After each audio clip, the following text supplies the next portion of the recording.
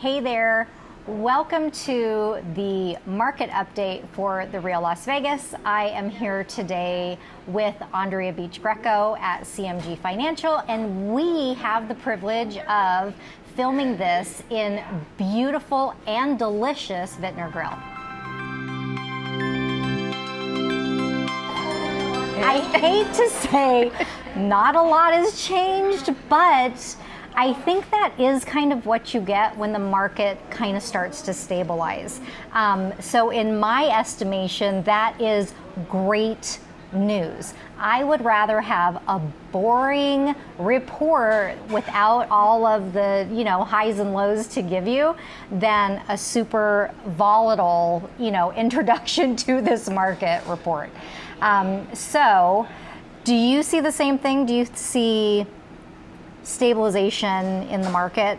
I do. We've noticed some slowdown in refinance and purchase applications, as well as buyers kind of stepping back and taking a moment to think about it. Yeah. And I think it has caused some leveling off, as we'll call it. Yeah. And people starting to back off and make changes and contribute to that leveling and stabling. Yeah. So the median home price went up, $500 from last month. Nothing significant. I think what is significant, though, is that we still have super low inventory, so we technically are still a seller's market, but prices, as far as getting multiple offers, as far as getting above appraised value on listings, that has almost, from what I've seen, come to a halt. Yeah. Except in, if you're under the 300,000 range, I'm still seeing multiple offers. Yeah. But then they're nitpicking the property apart. Right. So that they don't have to pay what they actually offered for the property. So I think that's kind of the two scenarios that I'm seeing right now. Yeah. And I can't believe that the average price is over $400,000 here in Las Vegas. I know. My goodness. It leads to affordability challenges for first-time home buyers, but with interest rates being so low, hopefully that those families can still qualify. Yeah, and I think that it also is showing that we've caught up to what we lost during the mortgage crisis in 08, 09, through 2012. Right. So we've kind of just taken that block of time, it seems like, out of the equation, and we've just gone right up to where we probably would have been anyway, if our market had appreciated over that period of time. Yeah. So, eventually we probably would have still ended up here, yes, but not in, an 18-month period. Right. So normally things appreciate much slower than that. So I don't know about Aundrea, but right now one of my pet peeves is appraisals. And I guess I shouldn't say pet peeve, but because hey, when those appraisals come in at value, I am one happy camper, but that doesn't seem to be happening as often now as it was. And that, I think, is for a few reasons. One is sellers have not caught up to where the market is at, where we have, like Aundrea said, we have leveled off, we have stabilized.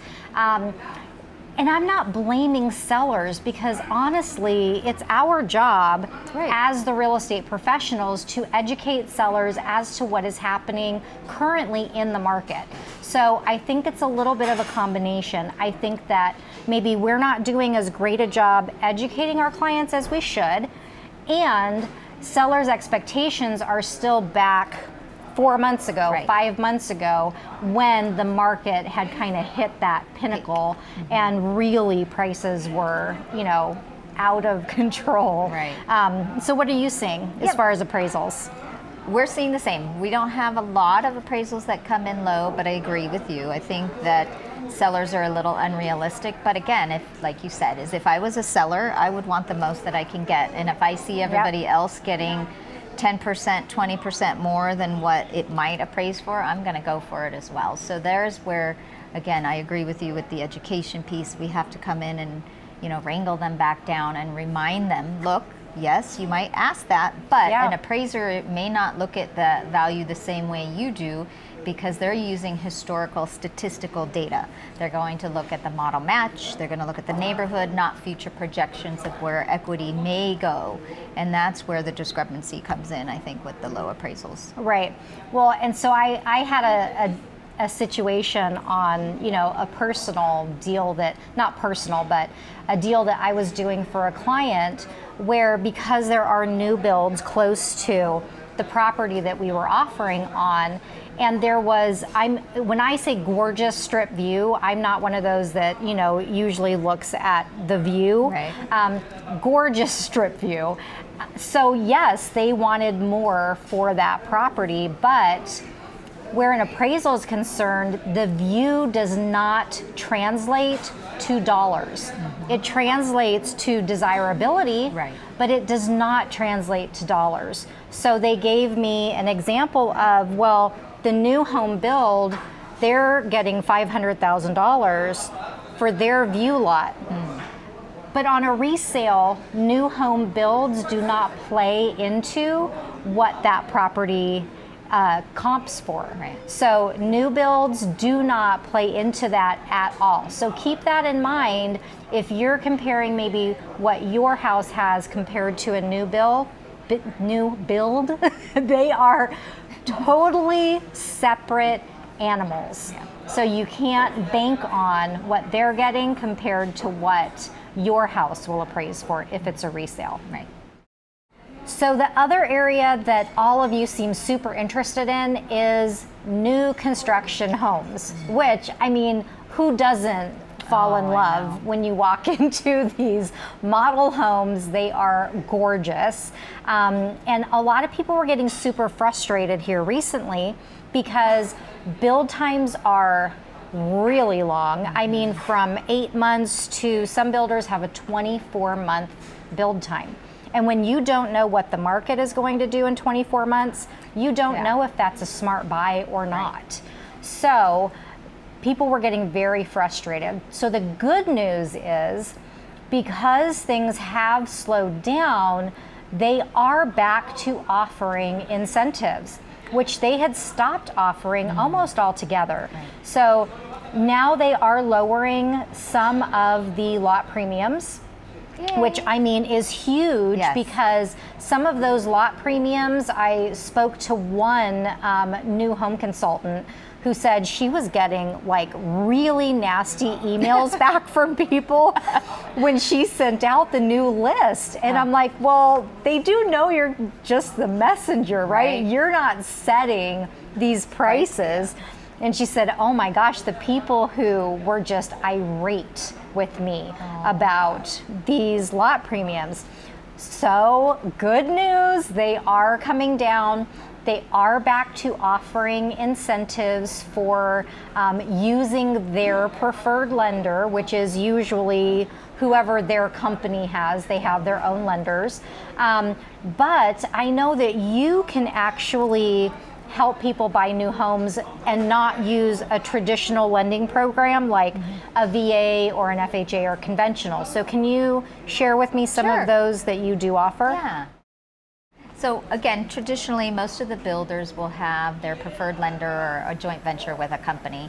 And most of them I found in my career has been very limited in what they offer. So again, they offer the traditional financing because they have to offer something if they're going to tie incentives to that. So we found that our little niches have been with down payment assistance. They don't offer because the price points are lower and the amount you make on those loans are lower, especially with self-employed and some other programs that we have with bank statements. So that's where we actually get to shine and come in and be able to offer the client a program where their lender may not have been able to. Yeah, well, and the great news is, I wasn't aware, honestly, that you could do down payment assistance on a new home purchase. Oh, yeah. So if that is you and you are looking to purchase a new home and you're using down payment assistance, just know that that is an option that's available to you, which is great news. Yes. Yeah, so thank you for sharing that information. Anything else on the new build front? No, just again, as you and I both agree, is, my job is to help the client find the best home loan to fit their needs. Yeah. And a lot of times the clients will come to me for either a second opinion or asking our advice. And I always tell them, if the builder's giving you money and I can't help or beat you, please take the money, because it makes sense, right? I mean, who wants to walk away from free money? So again, unfortunately, we can't always win every transaction for the client, but we are still looking out for their best interests. And if there's money on the table, we're advising them to take it. Yeah, I mean, I just had a client also that we had talked about listing their house. We went through all the comps. I sold them the house, and I got a call a couple weeks after, and they said, we want to put an offer in on this house. And I said, okay, well, we need to sell your house first. Right. And they said, well, we sold to Zillow. Oh. And I said, okay. I said, well, what did they give you? Because obviously it was a lot of money, because we had went over the cost of what I could get them. Right. So Zillow paid them, and I probably should not be saying this on here, but Zillow gave them $40,000 over market value. Oh my goodness. And I said, take the money. Yeah. You do not need to apologize to me. Right. You made a great decision. You made more money than I could have gotten for you in this market, even though it's a super hot market still. Right. You would have made more money with Zillow than had you hired me to sell your home. So like Aundrea said, really our goal is to do the absolute best for our clients, even if sometimes that is not using us. So just know, from the two of us, you're going to get the truth, you're going to get everything, so that you can make an informed decision moving forward. Yep. So speaking of Zillow, I found, first of all, that's an amazing story. I mean, that was amazing your clients got that. But not everybody has been that fortunate to get $40,000 over list without paying commission and all of the bennies that come with it. So what I found is, in more normal situations, our clients want to buy something before they've sold something. Right. And I know you as realtors have that option to talk to them about a recast. So I just wanted to share with you again what that recast is. So what that looks like for your client would be, they would have to be able to purchase the new home with a small down payment, whether that's 3 or 5% down, be able to carry the current payment.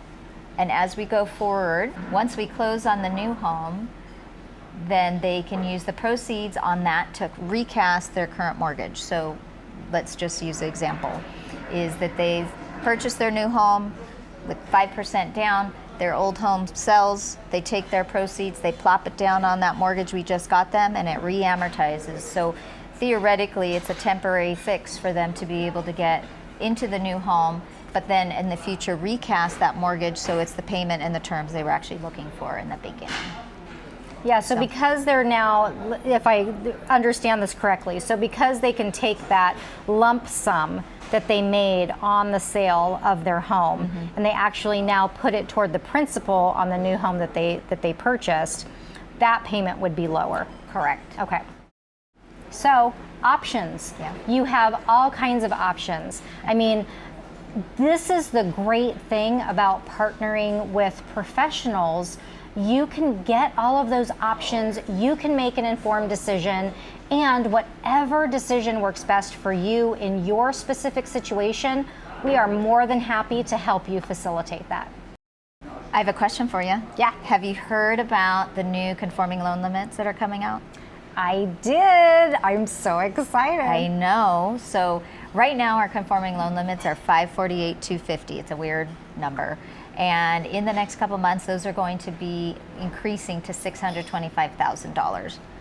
So what that means, at least for Las Vegas, with our prices increasing, someone can borrow up to $625,000 being in that conforming loan limit world and those guidelines without being in the jumbo world. Right. And still get all the benefits of being in conforming loan limits. So yeah, so that makes it super easy for you to use a traditional loan that you're not putting, 20% down. Now you can still get those conventional loans for what? 3%, 5%. I mean, whatever your credit allows, whatever those terms allow. And I mean, that's a huge jump. It is. Yeah. Yeah. It's going to open up some opportunity, especially in builder world, I think, and in some areas of Las Vegas where, of course, you're specializing in that luxury buyer. It helps because that extra money will only allow them more buying potential. Right. Yeah. And then when did you say that this is going to start? Some companies are starting November 1st. Ours probably will adopt it when everybody else is in first of the year. Okay. So it's only a few months away. Yeah, that's really great news, though, especially since our prices have gone up significantly. So that is just more money you get to keep in your pocket. Yeah. All right, well, this is our update for this month. And if you want this information, every single month we just come to you with the latest and greatest news. Sometimes even if we don't like the news, we're still going to share it with you because it's important. So if you want to stay on top of the real estate market in Las Vegas, please subscribe to The Real Las Vegas, and we will keep you informed and up to date on all things Las Vegas real estate.